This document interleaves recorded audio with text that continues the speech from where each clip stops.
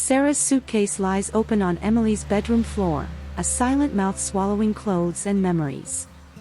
The lamplight casts a timid gold on the contours, and the fine rain outside is a scratched vinyl record repeating the same farewell track. Emily, 23, holds a t-shirt that no longer smells of the store. It smells of lazy Sundays and laughter that only existed when the two of them occupied the same room. Sarah, 21, sits on the edge of the bed and adjusts her still damp hair. A strand escapes, falls on purpose, as if the body insists on small rehearsals to say what the mouth does not. It is the last night before the departure, and both know the title of this night is already written in Emily's expression. What is silence now will hurt later. Did you pack the charger? Emily asks, hanging the phrase on a neutral clothesline to dry the risk of saying too much. I did, Sarah replies, blowing on the steam from the mug Emily just filled. And I took the gray hoodie. Your favorite.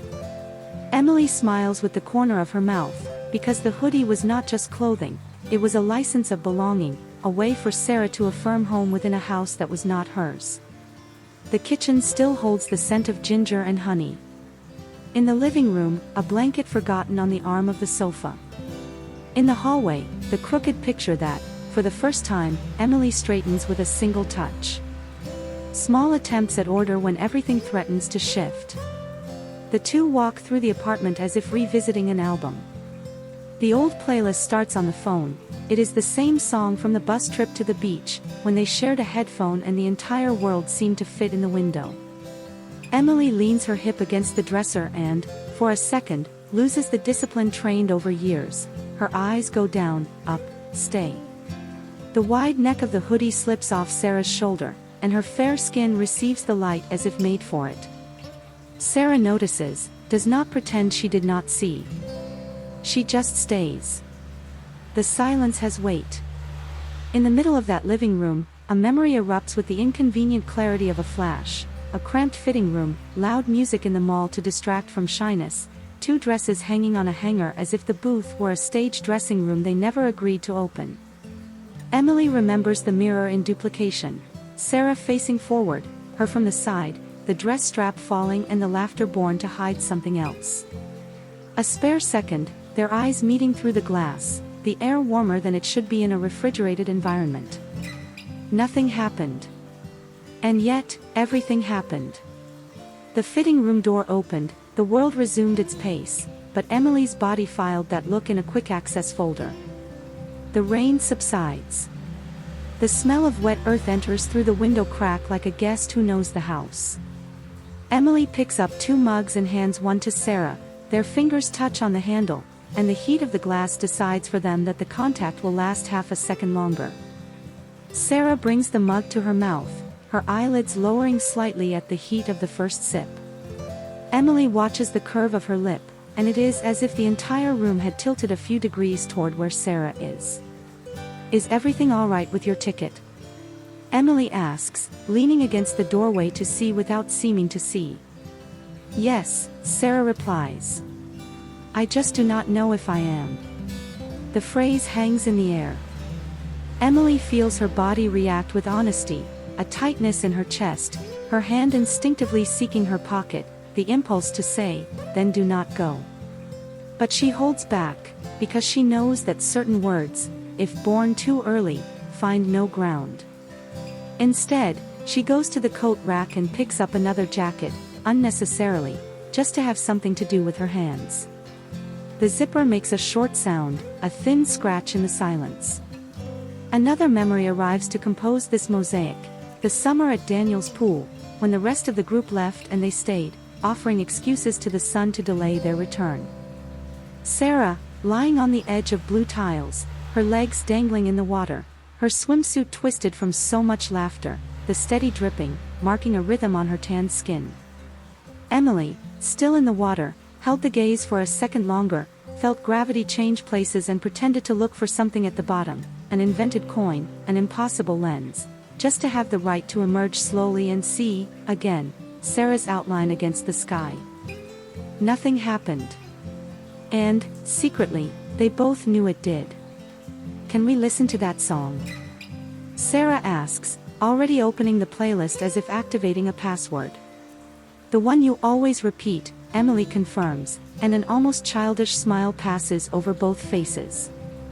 The melody fills the room with the same cadence as before, but everything has changed. The soft rug under bare feet, the blanket, the pile of crooked books, the setting is not neutral, it is an ally. Sarah extends her hand, and Emily accepts. It is not dancing, it is swaying. Bodies that approach and recede like the tide, seeking the safe distance that still allows them to feel the heat. Emily notices Sarah's touch on her waist, too light to be possession, firm enough to be a choice. She takes a deep breath, smells the familiar scent, cheap hotel soap, lavender conditioner, an imaginary salt of beach memory. "Do you remember when we got lost at the festival?" Sarah asks, her forehead lightly touching Emily's chin in a slow step. "I remember. I pretended I knew the way." Emily laughs through her nose.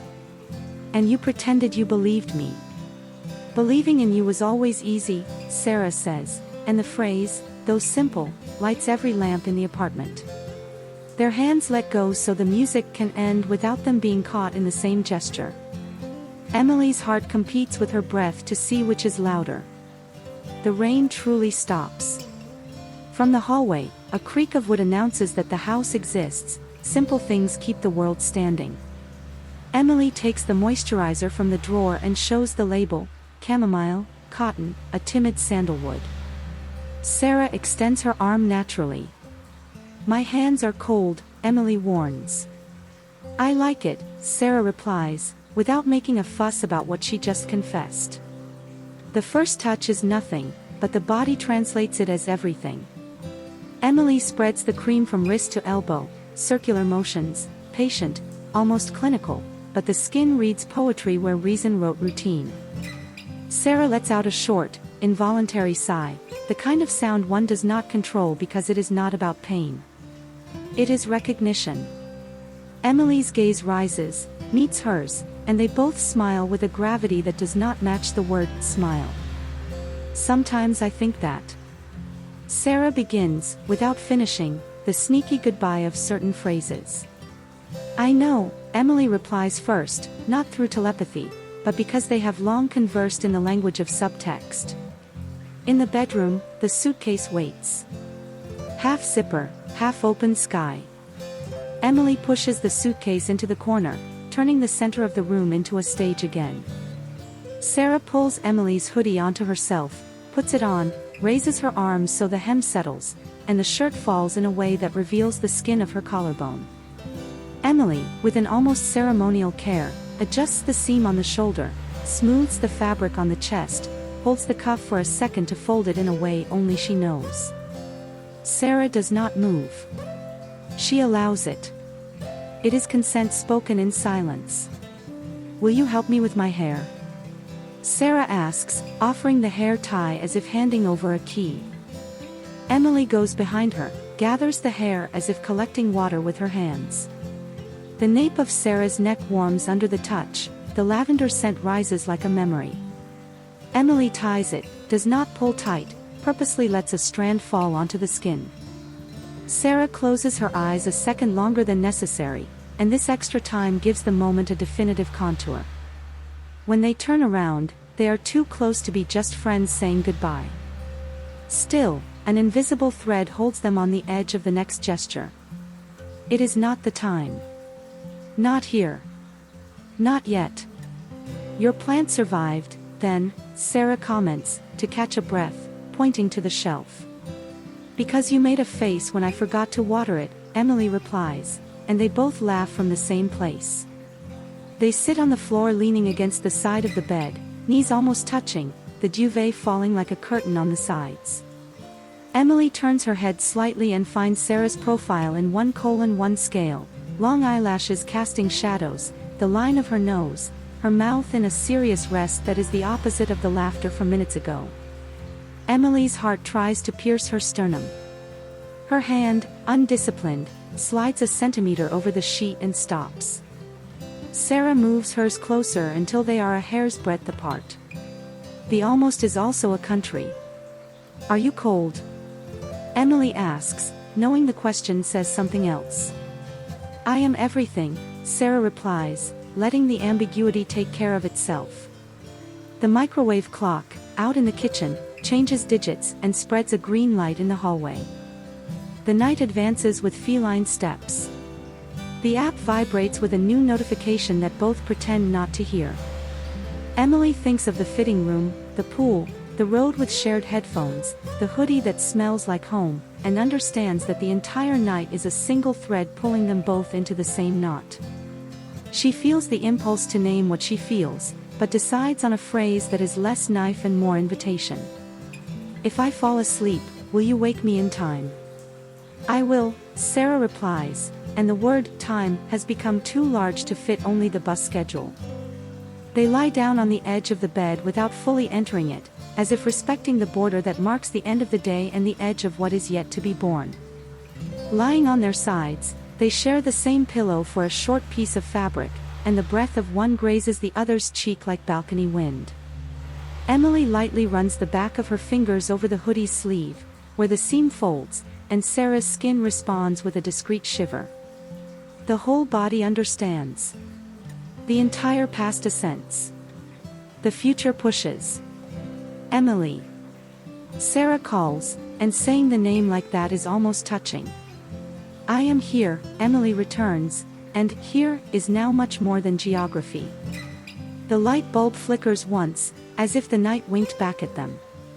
The sound of the building is of people sleeping behind closed doors. The world shrinks to fit the two of them, in the window crack, in the lean suitcase, in the smell of sandalwood that remains in the air. Emily thinks that certain scenes must be built with the patience of someone assembling an altar, candle by candle, flower by flower, object by object. She feels the first candle has been lit, and the light spreads along the edges before reaching the center. She smiles inwardly, without hurry. Sarah's hand advances halfway across the sheet and stops, open, asking. Emily meets it, closes slowly, holds without squeezing. Palm with palm. Home with home. The breath rises a step. The clock changes again. The night makes a promise that is not for now, but is also no longer distant. And when Sarah raises her eyes, so close that Emily sees her own reflection in the pupils, the phrase that would come to inaugurate another time stays on the edge, breathing with them. So.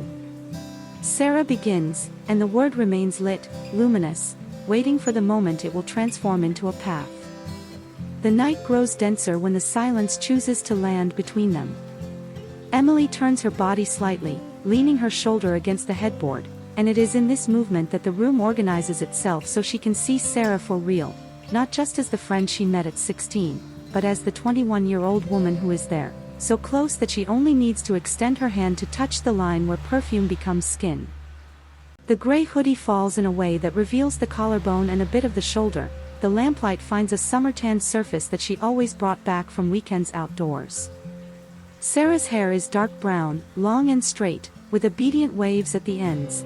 When tied high, it reveals the nape of her neck, and there resides a tiny mark, a little dot that Emily pretends not to remember where she learned to look. Sarah's eyes have a honey brown that changes with the light, more amber when she laughs, deeper when she thinks, and her long eyelashes project soft shadows on her face. Her mouth is full and very defined, with the lower lip marked by that distracted bite that always appears when she hesitates. Her body, of medium height, has discreet and firm curves, a waist that asks for a hand, hips that suggest without effort, strong legs of someone who has often run after her own plans. And her hands have soft skin with an old callus at the base of the middle finger, a memory of guitar, a texture of history.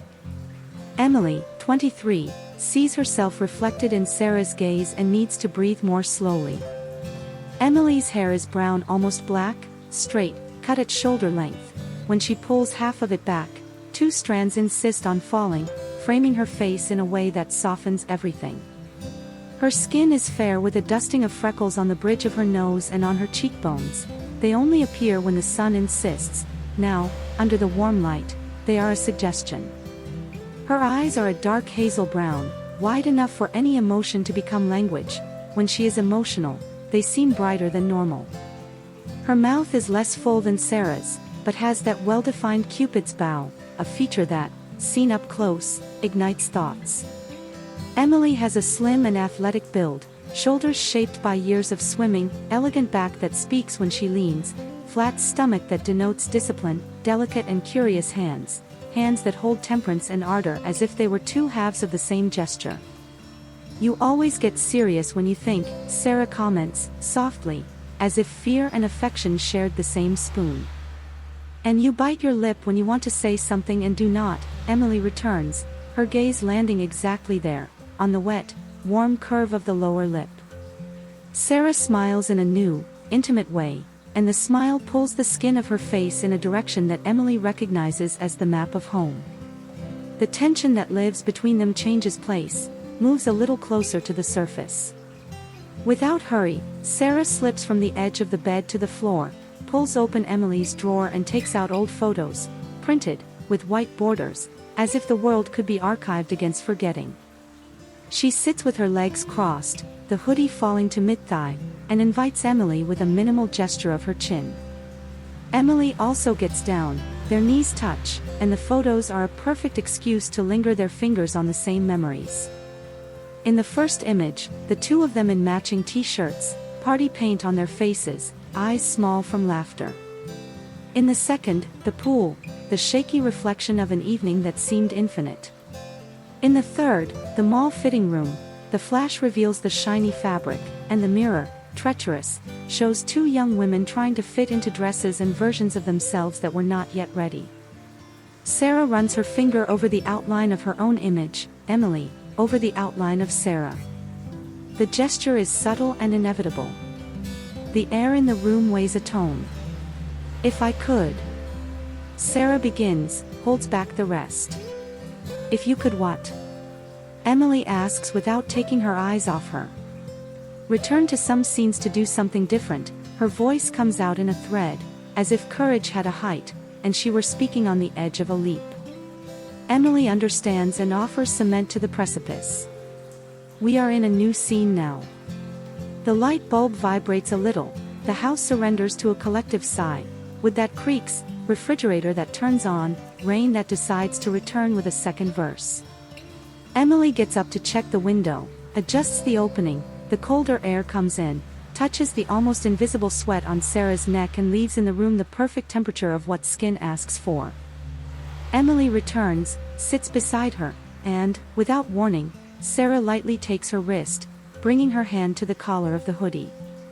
"Adjust it?" she asks, without hurry. The word is not about fabric.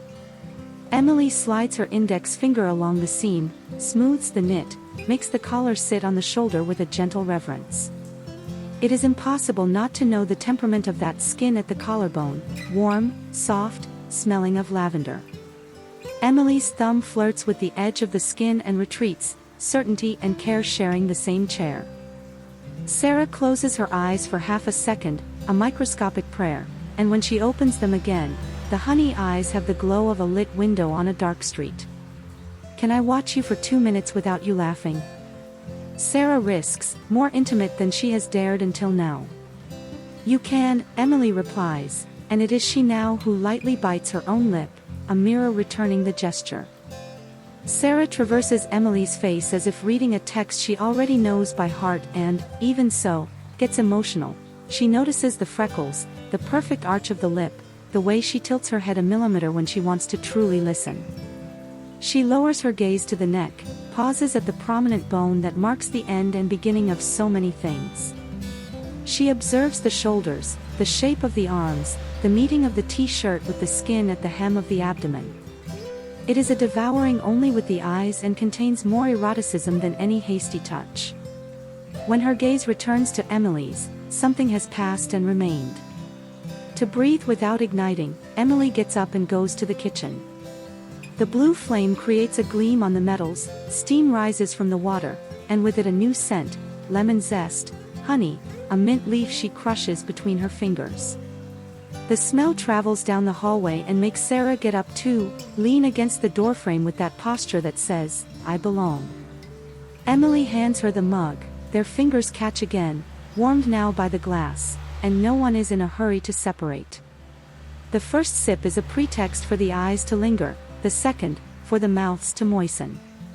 Not yet. It will not be now. But each gesture piles a step on the path. Back in the bedroom, Emily changes the hoodie for a thinner cotton t-shirt.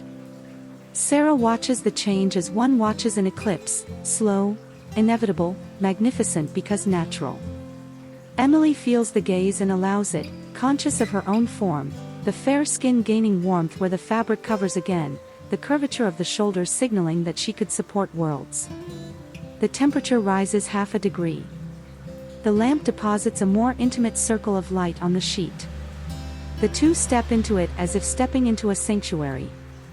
"Give me your hand," Emily asks, knowing the phrase is an invitation and a promise. Sarah offers her right hand. Emily positions it between her own hands, compares the size, measures calluses and lines, recognizes the scar.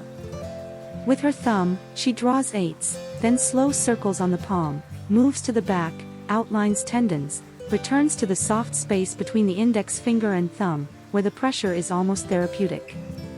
It is care, but it is also language. Sarah sighs shortly, and the sound vibrates in Emily's bones, a discreet bell ringing inside. When the massage ends, Emily does not let go. She interlocks. The fingers find home. Outside, the rain pauses again. Inside, the heart races. Sarah takes a step forward, and this step alters the geography. Now, the space between them is a very short corridor.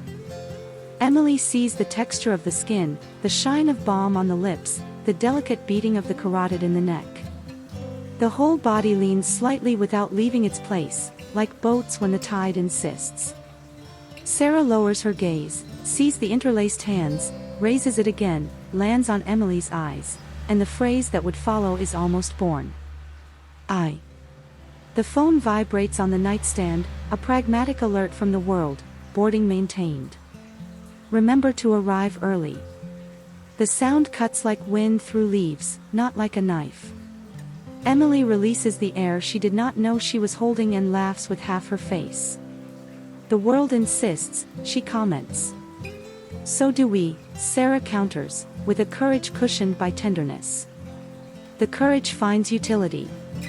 Emily slowly lifts the hoodie's cuff on Sarah's forearm, exposing a little more skin, and kisses with the tips of her fingers the line where the bracelet left a mark, without touching her lips, just the intention.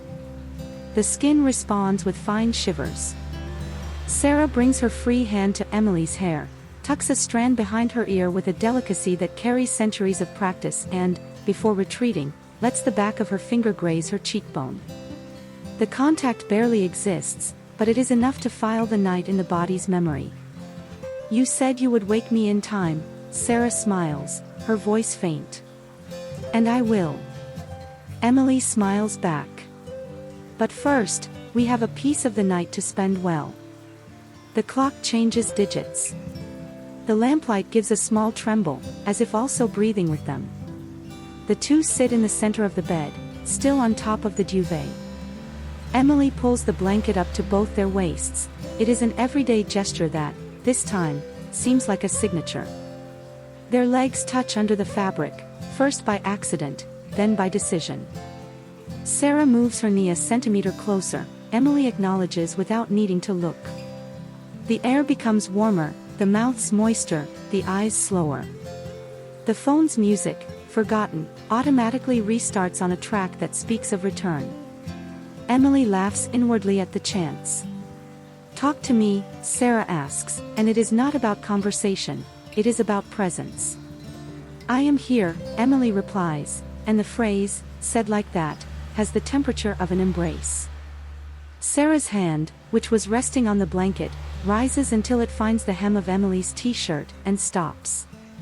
It does not lift, does not dare. It just rests, asking permission. Emily covers Sarah's hand with her own, presses lightly, the clearest response she could give without any words spoiling the music of the moment. Their pupils dilate slightly. The air comes in and out heavier. The entire world is one gesture away from changing, but the gesture is an animal that feeds on certainty, and certainty likes firm ground. Do you remember when I got out of the pool and you kept looking at me as if you had seen a comet? Sarah provokes, with sweetness. I remember. Emily laughs, surrendered. I thought I had hidden it well. I did not hide it better. And they stay like that, one truth on top of the other, without noise, without hurry, until the night leans over completely. The phone vibrates again, this time, a silly calendar reminder that both ignore easily. The important thing is another. The hand that asks permission rises a tiny bit, the one that concedes, confirms. The whole body knows the route. But not yet. The last piece of the altar is still missing, the last candle to be lit before the big flame. Emily rests her forehead against Sarah's for a second, and that second is a new country opened on the map. So. Sarah resumes, now with a deeper voice, the honey in her eyes darker, the lower lip almost given over to the bite. If I tell you now, will you listen to me until the end? Until the end, Emily promises, and the word end does not seem like a limit, it seems like a door. Their breathing coincides. The light remains. The clock changes. And the gesture that follows, one hand rising just 1 more centimeter, another sustaining the path, stays suspended like a bridge launched over the right river, waiting for the step that will transform it into a crossing. The night stretches its breath and the house learns to breathe with them. The blanket covers their legs, their hands remain interlaced for a time no one measures, and the word end becomes just a distant noise in the hallway. The tension that had been building in layers now finds another register, lower, denser, closer to the skin. Sarah runs her thumb over the back of Emily's hand, a short to and fro that draws trails of heat. Emily follows with her gaze, fascinated by the simplicity of a gesture that, on that night, could set walls on fire. Do you want water? She asks, and the question sounds like a request to stand up without breaking the spell. Sarah nods affirmatively. Emily rises, the blanket slips down her hip, and this simple act displaces the geography of the room. Sarah watches the cotton shirt rise a little on Emily's back and fall, revealing and hiding, the fabric obedient to the body. She follows her to the kitchen, leaning against the doorframe, while Emily turns on only the range hood light. Half light, water filling glasses, cold vapor that chills the night. Emily hands her the glass, their fingers touch and pause. Sarah does not pull her hand back. The cold glass contrasts with the warm skin, and that, in itself, is a whole conversation. You used to do that in school, Sarah comments, looking at their hands. You would hold my fingers when we got nervous before a test. I pretended it was for you, Emily smiles from the corner of her mouth. But it was for me too. They take one sip, another, and walk back, each step containing a sweet hesitation. In the hallway, Emily passes the shelf where Sarah's hoodie lives, now hung like a flag in conquered territory. She stops, touches the fabric with her fingertips, as if checking if the memory is in place. Sarah notices the gesture and rests her head against the doorframe, watching her in profile, defined nose, firm mouth, that Cupid's bow that betrays any emotion. Do you know what I thought just now? Sarah asks, folding the hoodie's cuff to mid-forearm, exposing the warm skin. That I wanted to try a different shirt. A different one. Emily laughs, surprised on purpose. The hoodie does not fit you anymore. It fits too well. Sarah bites her lower lip, the bite Emily learned to decipher. But I wanted to know how I look in your white t-shirt. Emily takes a second to respond, as if her brain needed to authorize her body to handle the invitation. You will look, you already know how, she says, not disguising what her voice confesses. Sarah enters the bedroom first and stops by the dresser. The lamplight draws a sparse trail over the bed. Emily opens the drawer and pulls out a larger white t-shirt, soft from so many washes. She hands it to Sarah without touching. The 2-finger distance between the fabric and the skin is almost an unmade caress. Sarah receives it and hesitates just enough for Emily to understand that the gesture is not a game, it is a right. "Turn around," she asks, in a whisper that does not ask, but concedes. Emily turns her back, obedient, but her entire ear becomes an eye. The sound of the hoodie coming off, the dry touch of fabric in the air, the sliding of the knit over skin, the tiny click of the hair tie releasing the ponytail, Sarah's hands smoothing the new t-shirt over her stomach before it settles in place. Emily swallows slowly, feels her own spine react. The silence is respected with a reverence that can be heard. "Ready," Sarah announces, her voice deeper. "You can look." Emily turns around. The white t-shirt hugs Sarah's body without asking permission. It falls loosely on the shoulders, highlights the collarbone, kisses the hips with a looseness that only enhances the effect. The warm light edges the fabric, and the shadow draws curves with a care that leaves Emily without an opening line. Sarah adjusts the hem, holds it for a second, "Let's go." She smiles with the confidence of someone who knows what she is doing with the night. "So?" she asks, not out of vanity, but to share what she knows is happening. "So you should." Emily laughs, yielding to her own collapse. "You should sign this shirt, because now it is yours." They laugh together, relieving the elastic for a second.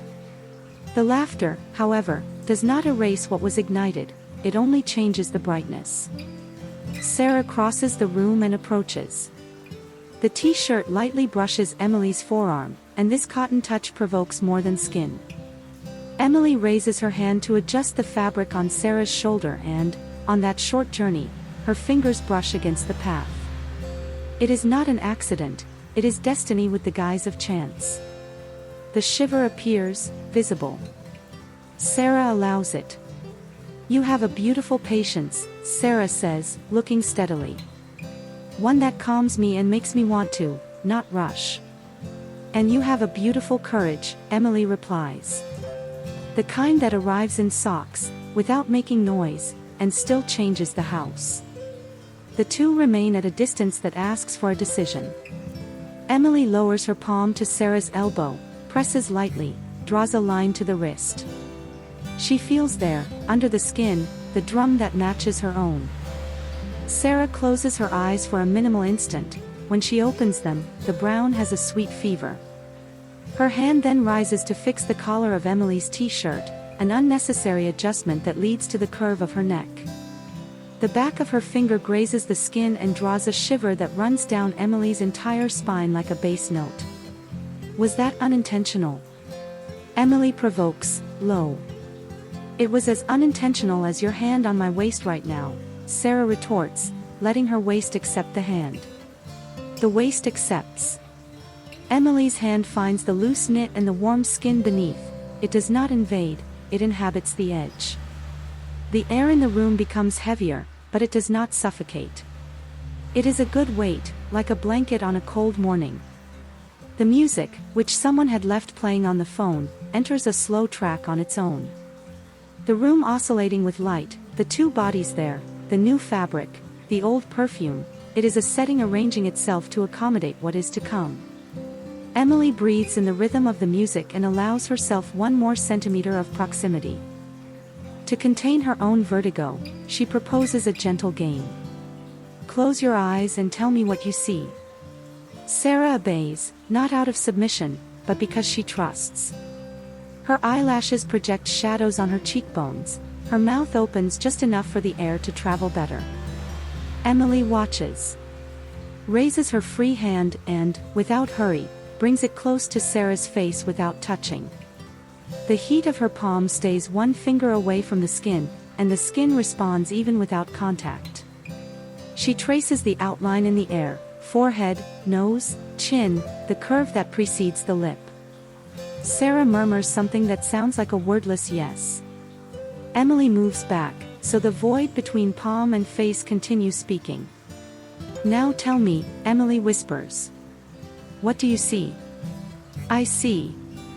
Sarah takes a breath. "A lit window," A path that was always here. And I see you. Emily smiles and, to keep from falling into her own emotion, pretends to fix a loose strand of hair. She tucks it behind her ear, and the ear grows warm. Sarah opens her eyes slowly, returns her focus, and in that millimeter of time the definitive brush happens. Their mouths do not touch, but the air between them changes temperature. It is so close that their breaths negotiate territory. A mundane noise tries to invade, a neighbor passes in the hallway, the elevator sighs, and fails. Emily searches for another escape valve or entrance. She goes to the shelf, picks up a small box of candles, lights two with a worn-out lighter. The tiny flame races upward and, suddenly, there are new shadows on the walls, angles that invite the body to discover where the light stops. Sarah watches, leans against the doorframe, her crossed arms creating a contour that Emily pretends not to admire. The candlelight reflects in Sarah's eyes, the honey becomes amber, and the white t-shirt returns the glow in waves. "If I look prettier in this light, it is your fault," Sarah whispers, joking, but each letter lands on Emily's skin as something serious. "I only lit what was already here," Emily replies, placing the candles on the dresser. They return to the center of the room. Sarah lightly brushes the white t-shirt against the edge of the bed and, in a gesture of gentle provocation, pulls the hem up 2 fingers width, just enough to show the shape of her breathing abdomen. There is no hurry or fuss, it is an intimate display, offered to someone who long deserved to see it. Emily holds the hem halfway so it does not rise further, and, in doing so, rests the backs of her fingers on Sarah's abdomen. The skin responds with a shiver that pulls her hip forward by reflex. The almost imperceptible shock of body against body happens and recedes, like a wave testing the shore before arriving. "I need to tell you something," Sarah says, a little breathless. "Tell me." "In the fitting room, that day. I wanted to kiss you." She swallows, but continues. "I thought you would laugh in my face." "I would have forgotten the word laugh," Emily confesses, and confesses everything. Sarah laughs now, softly, and the laughter adjusts the world. This adjustment makes space for other pieces to move. Emily, guided by an old instinct and the technique of delicacy, brings her fingers to the base of Sarah's neck, where the skin seems to hold the pulse of the rest of the body. She makes small circles, almost nothing. Sarah yields 2 millimeters of neck, offered. Sarah's free hand, which was playing with the hem of Emily's t-shirt, rises 1 notch, finds the rib, feels the breath expand, confirms the heart beating inside. They stay like that, sustaining a design that asks for final courage. The phone vibrates on the dresser. Arrived 20 minutes early. It is so anachronistic it makes one want to laugh. Emily does not look, Sarah does not either. The world tries and fails. The intensity is now a domesticated animal that purrs loudly. If it wants, it pounces. Sarah breathes deeper, and her chest touches Emily's without the artifice of any fabric. The heat is shared, skin converses with skin, and the music, by chance, rises a degree in melody. "Tell me we will not pretend tomorrow that this night did not exist," Sarah asks, her voice made of courage and fear. "We do not know how to pretend that well," Emily replies, resting her forehead against Sarah's for an atom of time. The foreheads touch, the world turns off and lights up elsewhere. Emily moves back half a step and, with the backs of her fingers, traces a line from Sarah's cheek to her chin. She stops. She opens her mouth to speak and decides to be silent, because some scenes are lost when named too early. Sarah understands. The understanding pulls her hand to find Emily's again, and the two interlace their fingers beneath the white t-shirt, skin with skin, no cotton in between. It is a simple pact that the skin knows how to sign. The kitchen clock advances to a number that is a little frightening. The candles burn calmly. The night delivers the final half hour like a hidden dish at the back of the refrigerator, a good surprise, even more flavorful because no one was counting on it. Sarah blinks slowly, and the blink drags time. Emily knows the next gesture defines not a detail, but the narrative. And yet, there is no hurry. The two have learned that desire can be the most patient animal in the world when respected. I want. Sarah begins, and the word want comes clean, without excuses. Me too, Emily completes, and there the two say the same phrase with fewer syllables. The freed hands search again. Emily's finds the small of Sarah's back, Sarah's, the contour of Emily's hip. The fit is good, ancient, natural, as if the body had rehearsed in absence. The light dances on the walls, the music sustains the mood at the exact volume, and the entire night leans to the same side. Emily feels the point has come where the air needs to be breathed more deeply to handle what is about to happen. The heart registers. The body gives thanks. The soul signs. Then, the intercom rings with a timid, short triumph, as if even the front desk were embarrassed to have interrupted. They freeze for a second, listening to the night existing again outside. Emily closes her eyes, laughs at the startle, and Sarah rests her forehead against hers again, laughing together. I think the world is asking us to do this properly, Sarah whispers, calmer than before. Then let us do it, Emily replies, her voice low like a promise. The candles remain lit. The intercom falls silent. The hands do not let go. The room holds, entirely, the contour of the next step, the one that can no longer be postponed. And the two, standing in the center of the room, breathe like those preparing to cross the bridge they themselves just built. The intercom falls silent, and the silence returns to occupy the room like a freshly spread sheet. The candles flicker in small whispers of light, drawing on the walls a country of shadows where everything seems within reach. Emily and Sarah remain face to face, breaths synchronized by pure intuition, as if one's body had learned to read the other's rhythm during years of invisible rehearsal.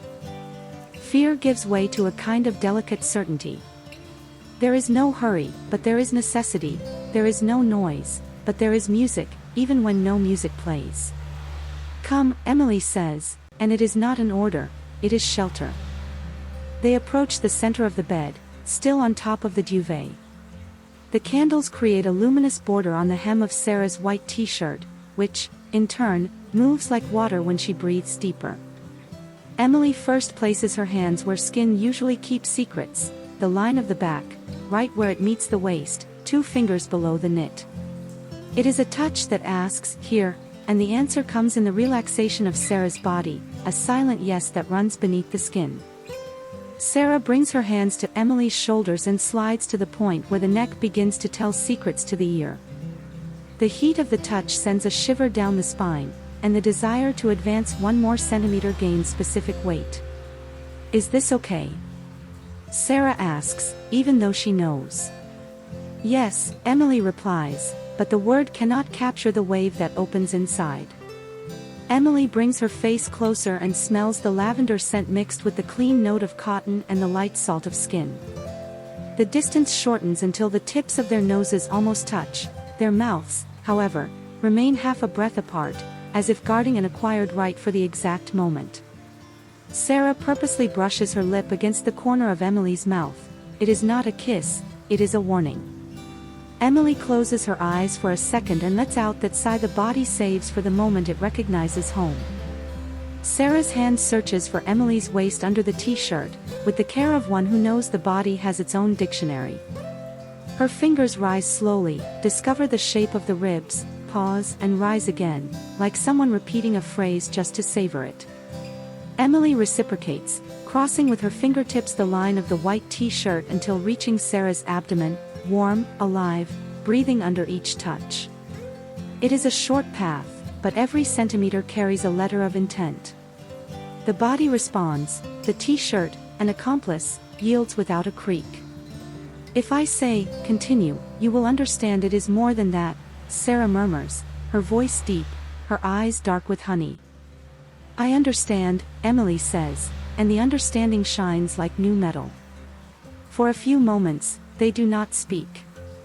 The dialogue moves elsewhere, the hand that lightly holds the hip, the back of the finger that traces the curve of the collarbone, the light touch behind the ear, the thumb that draws slow circles in the space between neck and shoulder. Time loses its utility.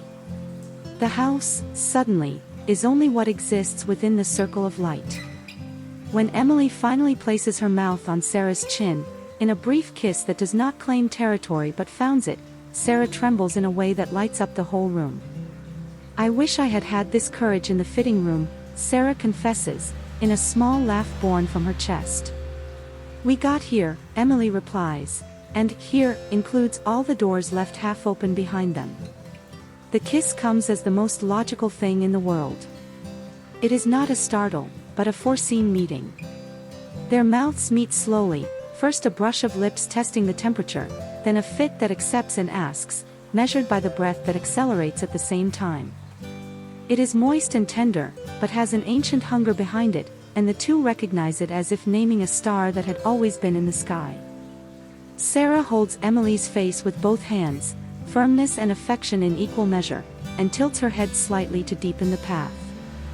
Emily follows, making space in her mouth, offering and receiving with the patience of one who knows that hurry is the enemy of details. They separate only to steal air and return. Their hands do not stay still. Emily explores the back under the t-shirt, feels the musculature respond like a tuned vibrating string, lowers the touch to the curve of the hip and finds the proximity that changes the living room conversation. Sarah, in turn, investigates every contour of Emily's face with her fingertips, as if confirming by touch what her eyes already knew: the curvature of the cupid's bow, the texture of the lower lip, the skin that warms where will establish his residence. "Tell me if I go too far," Sarah asks, making space for care. "You will know," Emily replies, and the phrase is an opening and a beacon.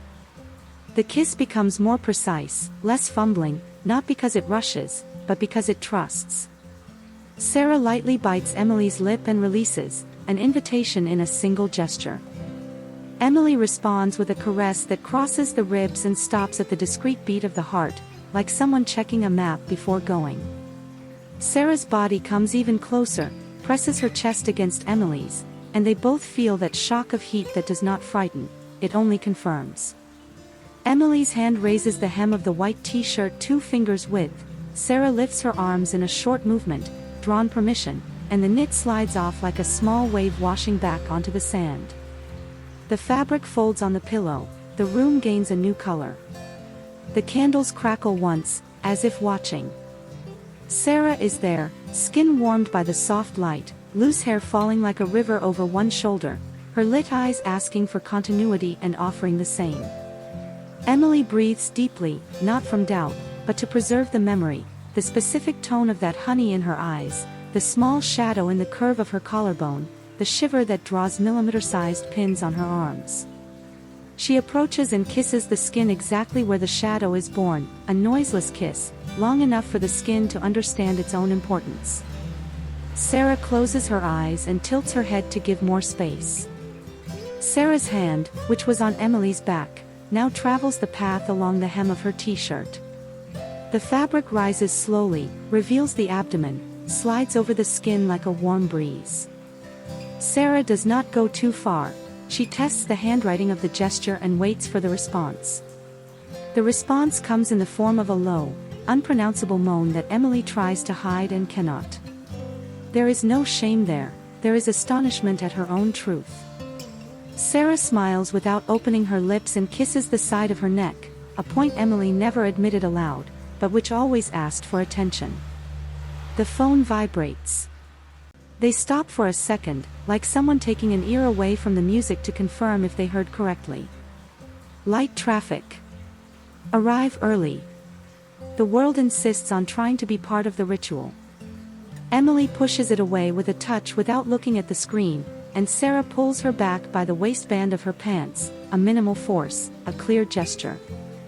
There is laughter in the interruption, there is desire in the return, and the two realize something important happened in this insistence. The body no longer returns the clock to priority. Priority, now, has a name and skin. "Tell me how," Sarah whispers, asking for a map. "Come with me," Emily replies, offering a compass. Emily's hand guides Sarah's over her own skin, teaching speeds and pauses, indicating where lightness becomes insistence and where insistence needs to dissolve into mercy. Sarah learns quickly, like someone who already knew and only needed the caption. When Emily feels the learning has crossed the point of understanding and reached mastery, she kisses her again, deeper, lets her tongue ask for passage and receive without fear.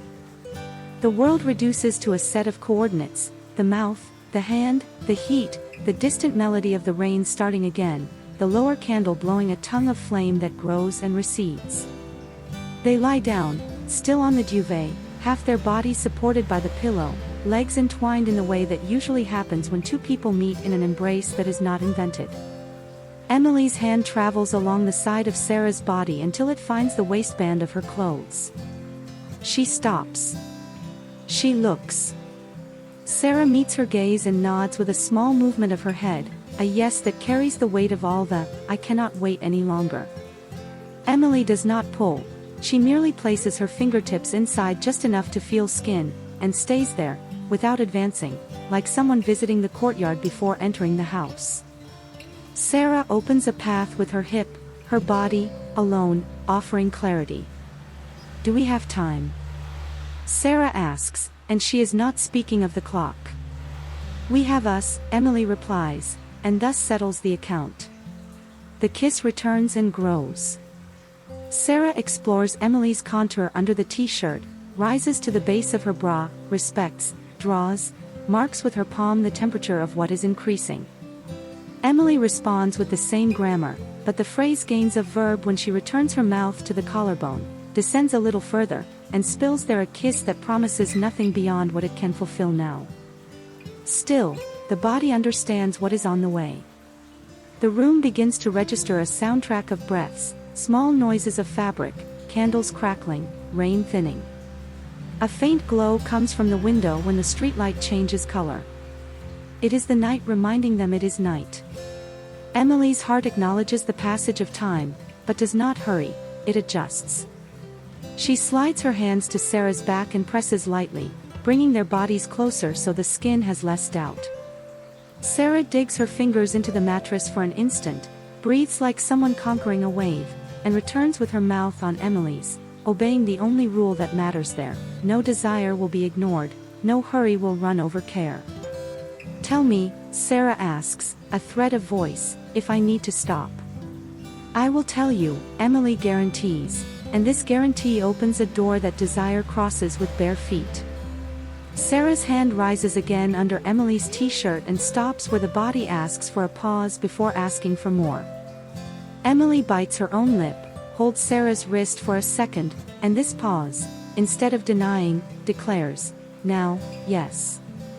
She guides Sarah's hand, permits, and the room gains another temperature, the candles seem to grow, the rain loses its modesty. The moan, when it comes, no longer fits in her throat, it is still contained, but incontestable. Sarah welcomes it with her mouth, kisses the sound, as if she could keep it. Emily reciprocates, lowering her hand, tracing the lines, finding the place where the skin flowers with little. Sarah's white t-shirt becomes a minefield of sensations. Any place where the fabric rises a centimeter is a country open to discovery. Still, the crossing knows when to stop at a viewpoint. Emily pulls back, smiles with her eyes, and her own breathing betrays that the trail has already shown the sea. Sarah holds her face between her hands, her forehead resting against Emily's again, the words dancing in a language that no longer needs sound. The phone alarm chooses this moment to test the night's nerves with a timid beep, last call for boarding.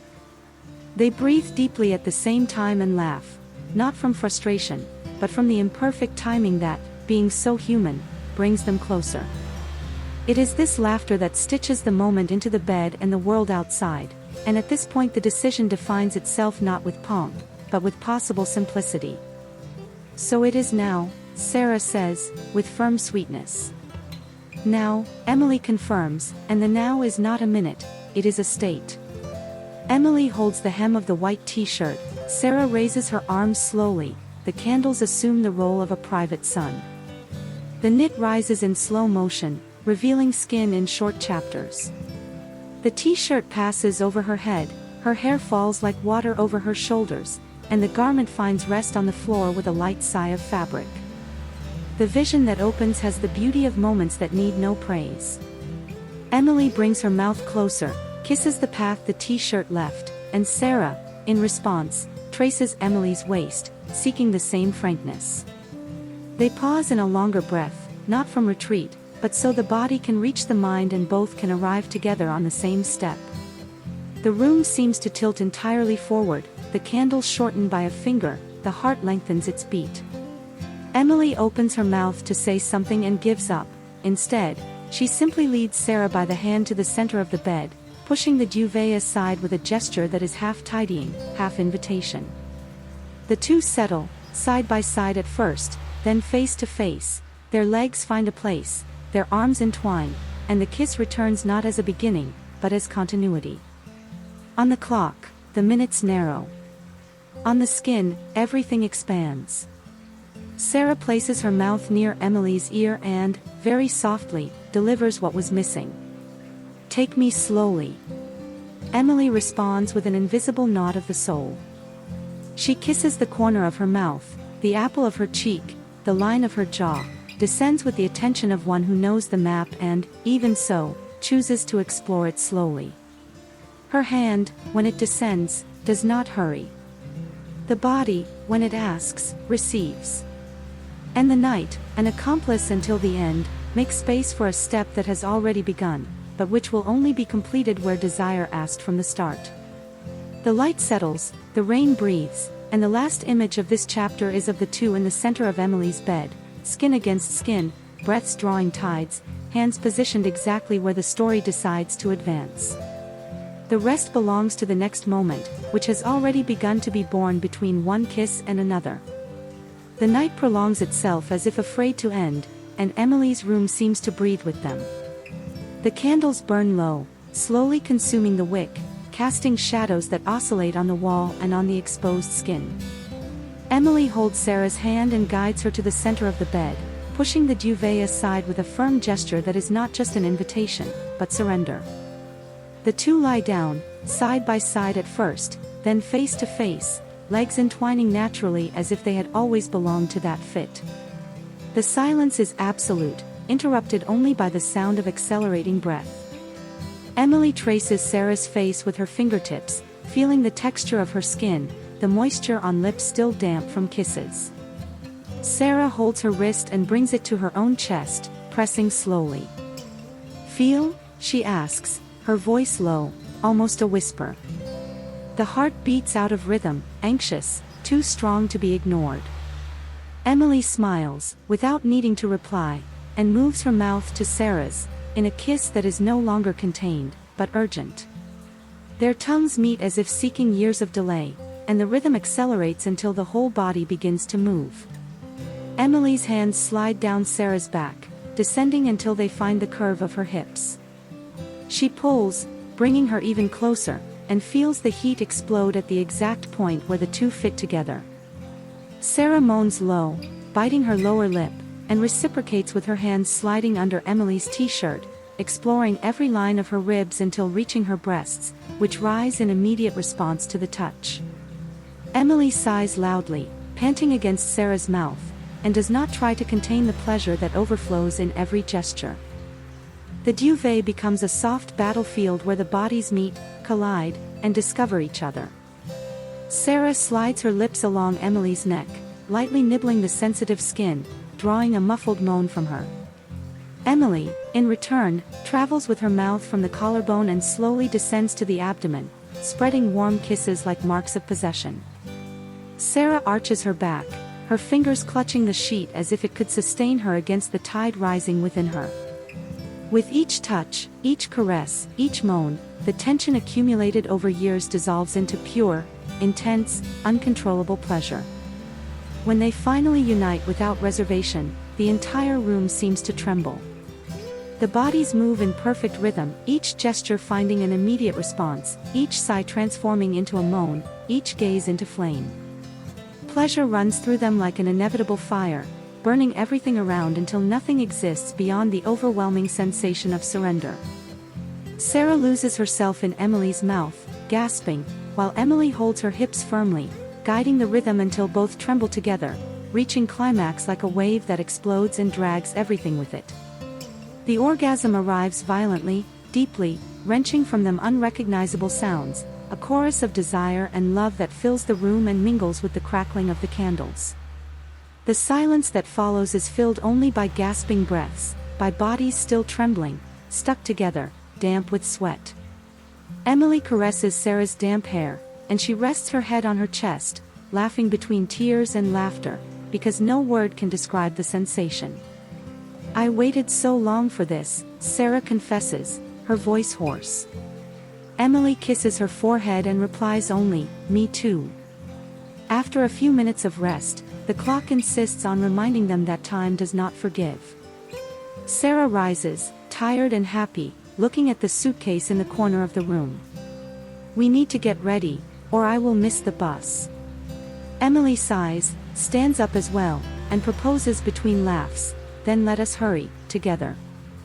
In the bathroom, the steam from the shower envelopes their bodies once more, but now there is no more restraint, only affection and renewed desire. They enter laughing, trying to convince themselves it is just to save minutes, but it takes only a few seconds under the hot water for their hands to seek each other again. Sarah slips her fingers down Emily's back, and Emily presses her against the damp wall, kissing her with the same hunger as in bed. It is different, however. The desire is now more carnal, direct, almost wild. The water runs between their bodies, leaving the skin smooth, slippery, and every touch seems more intense, more urgent. The climax in the bathroom comes quickly, inevitably, as if their bodies could no longer wait. They make love there too, with moans muffled by the sound of the water, with hands that explore without fear, with mouths that never tire of meeting. When they reach orgasm together again, it is like a confirmation. It was not chance, it was not impulse, it was destiny. They lean on each other, laughing and crying, exhausted and fulfilled, letting the water wash away the fatigue, but never the desire. Shortly after, already dressed, they walk together to the bus station. The cold of the early morning hits their faces, but the flame burning within them does not go out. Sarah holds Emily's hand, firmly, without disguises. Before boarding, she turns, looks into her eyes, and kisses her again, a long, warm kiss, full of affection and promise. "I will come back to you," she murmurs. Emily smiles through her tears. "I will be here." The bus departs, and Emily remains standing, her heart pounding strongly, her skin still marked by the night. There are no more doubts. The love that was always there has finally found its place. If this story touched you, leave a comment telling us how you felt. Subscribe to the channel to follow other intense love stories and share this video with someone special. Because every form of love deserves to be lived and told.